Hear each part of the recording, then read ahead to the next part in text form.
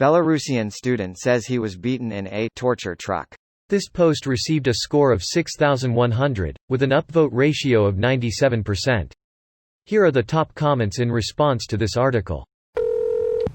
These people that issue out this torture probably go back home to their families saying how tough the day has been. I think they genuinely feel that way too. The human condition needs checking to see what condition it's in.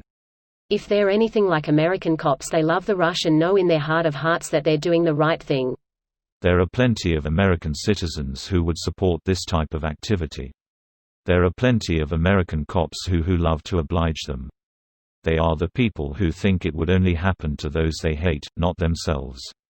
U.S. federal forces in unmarked uniforms and vehicles were literally abducting citizens just a couple of weeks ago. Maybe they still are, and Trump supporters were cheering them on.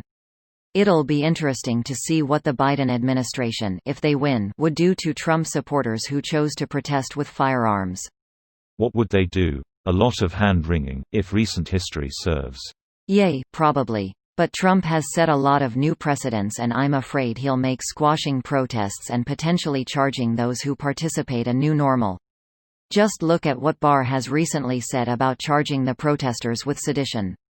Legally speaking, this is terrifying. Greater than charging the protesters with sedition, dude, this is a major problem.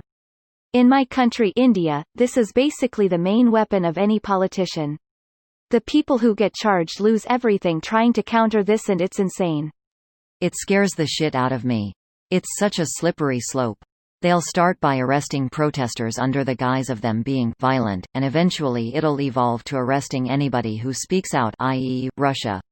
Agreed. When protesters in my city were protesting a major bill, which made a protected region to lose its autonomy, anybody who spoke against it got arrested pretty much immediately.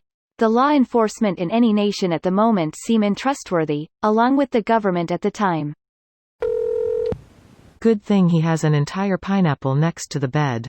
Good for your bones. Not sure if it applies here, but in some place a pineapple is a symbol of hospitality. Turbost has a better explanation, and a very interesting one at that. Guess you learn something new every day. Hi, a Belarusian here. It is common in Belarus and at ex-USSR space to bring fruits as a gift when visiting someone at a hospital. Apples, oranges, mandarins are traditional gifts for a hospitalized person. These fruits contain a lot of vitamins, and it is considered very useful for people to recover from an illness. This tradition comes from early 20th century when wintertime vitamin deficits was a real thing. And fresh apples were really helpful in such situation. This video was automatically created by Reddit to speech. The article and comments in this video were selected from Reddit according to their upvotes, and any paraphrasing was performed by smmry.com, without any human intervention.